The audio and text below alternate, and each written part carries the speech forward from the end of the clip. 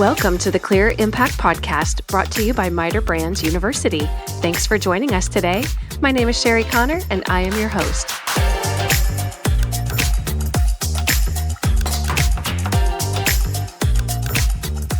So good afternoon. We are here on the Clear Impact Podcast, and we're wrapping up a lovely week in Tacoma, Washington. We're finishing up some sales training and something about extra points for your team or your table if you recorded a podcast doesn't count for me. I'm not quite sure how that works, but anyway, these three guys have decided to jump in and join me. So I'm going to just go around the table, let you introduce yourselves, talk about maybe how long you've been with the company, maybe a little bit of your background if you're in a different position, and then current role and responsibilities. So we'll start here. Hello, my name is Brian Leizerowicz. I've been with Western Window Systems for about 7.5 years. I'm the Vice President of Sales currently. I joined Western in a Director of Commercial Sales role, and that is the majority of my background is really in the commercial fenestration side. So residential has been a lot to learn and very fun, and I enjoy the technical side of it. So here I am and got a great team to work with, and yeah, it's been interesting transitioning through that. Right. Yeah, because you guys were acquired by PGT Innovations, 5 or 6 years ago? Mm-hmm. And then just in the past year and a half or so by MITER Brands. So yeah, lots of change for you guys. And all three of us have been through multiple ownership and leadership changes, yeah. Yeah. All right. It keeps us on our toes. All right. Monte Del Rio, Regional Sales Manager for Western Window Systems in the West. So I support the California, Pac Northwest, Mountain States, and Hawaiian markets. I've been here about 8 years. Prior to my current role as RSM, I was a territory sales manager in NorCal.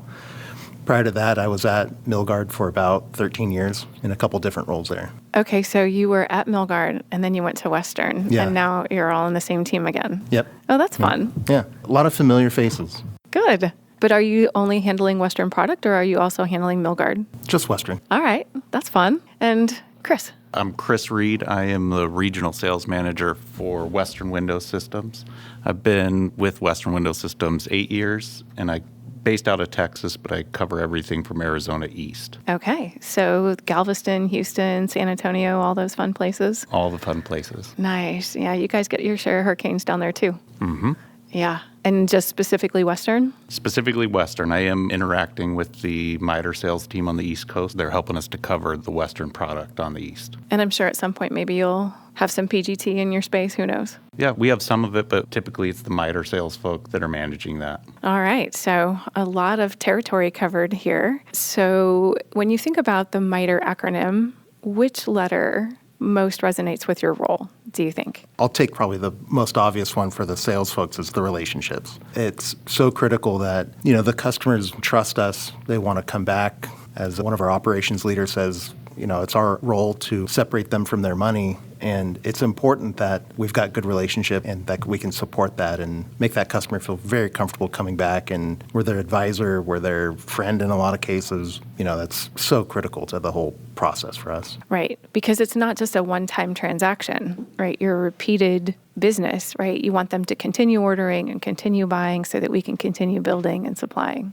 Yeah. It's fun when you establish a good rapport and a good relationship with a customer. It's fun when they go, hey, I wasn't even thinking about you for this, but what do you think about this project? And they keep coming back and asking for your input. And it's not always a fit for you, or for us, it's not always the right project or the right timing or whatever, but that relationship is there to keep that flow of information back and forth. And the business is beneficial for both of us. Yeah.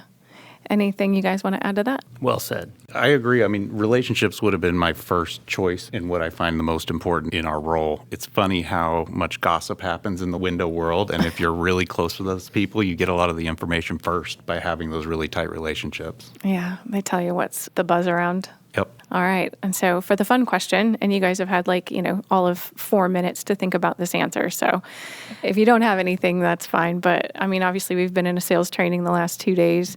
But what is something that is interesting or weird or cool that you've been learning about lately? And it can be personal, professional, can be completely random, doesn't have to be related to work. Anybody have anything? In my personal life, the thing that's affecting me the most right now, and some people have gone through it already, but teaching a teenager how to drive is one of the scariest things, and a way to really test my patience. So how old is your teenager? Just turned 14. Okay. And how are they doing? Better than expected, but I'm still tensed up the entire time. Yeah. Do you have that like ghost brake pedal on the passenger side where you like try to stop the car, but nothing's happening? I wish I did, or I wish they were still small enough to have them on your lap and be able to hit the brake, but it's not the case anymore. Yeah. You take them to like an empty parking lot on a Sunday morning when there's nobody around and let them I think you practice. throw them to the fire, straight to the freeway. Is 14 actually legal? Negative. You do live in the U.S., right? I do. There's different rules in Texas. No, it's Texas. It's not the U.S. It's a different animal. It's its own thing. Yeah. Well, the good news is that when they do get their license, then you don't have to chauffeur them anymore. And you can say, hey, on your way home, stop and get a gallon of milk or whatever. I can't wait for that. Yeah, that's worth it. How about you, Monte? So toward the end of last year, I'm a car guy. I always wanted to build an engine. So I went through the process. I have an uncle who's been a mechanic forever, and he showed me the ropes and went through that process of assembling the engine and installing it. And now kind of the fun part is you get to drive the car with the engine that you built by hand. But the learning is continuous. You're learning how to keep it running, make sure you're adjusting the valves, you're moving the timing around, you're doing all these things to make sure that it runs well. So you're always learning, at least I'm always learning about how to be a little bit better at that, what to listen for, what to look for, all that stuff. So what kind of a car did you put your homemade engine in? It's a 65 Ford Mustang. Oh, nice. Yeah. Yeah, it's fun. It's been in the family for probably 35 years. So I got the keys to it a couple years back, and it's time to hot rod it. Time to put a little, spicy little motor in it. Okay. And yeah, it's fun. So what'd you put in there? It's a 289, but it's got aluminum heads and a big cam and all kinds of stuff. So it's fun. Okay. It's pretty sporty. All right. That's fun. Don't let your teenagers drive that. No teenagers. Okay. My dogs can't drive yet. Nice. How about you, Brian? Well, I am now in my 50s. My children are out of the house, and I've made it this far in a sales career being an absolutely horrendous golfer. So I've decided I'm going to buckle down and take some lessons and stop being embarrassed and maybe actually get to the point I'm okay with keeping my own score. Okay. And not just, depending on everybody else to keep me out of harm's way. Nice. Are you into double digits now or still triple digits? Way into triple digits. You just bring 24 balls with you every time you go And out. come home with 3. Yeah, that's okay. 3 balls, not 3 dozen. Right. Yeah, no, I get it. Well, you're not having to dodge gators to get your stray balls in Arizona. So. No, we just have rattlesnakes in California. But Yeah. Oh, that's right. So you work for Western, but you don't live in Phoenix. You live in California. I would say I barely live in California. I probably spend more time in Phoenix. Okay. But, Yeah, golf is one of those things you got to have the time and the cash to keep it up because it's just all muscle memory. Mm-hmm. All right, guys. Well, I appreciate your time. Thank you so much for recording. It's been a pleasure hanging out with you this week, and Brian, getting to see you again. And It's been a great time. So thank you. Thank you. All right. Take care. The Clear Impact Podcast is brought to you by MITER Brands University. We are a part of MITER Brands, a family of leading window and door brands, united by our passion for quality and relentless pursuit of 100%. At MITER Brands, our common purpose is to deliver value by manufacturing the finest products, services, and customer experience every day, everywhere. Our window and door brands deliver regionalized expertise, products, and services, all backed by a national company.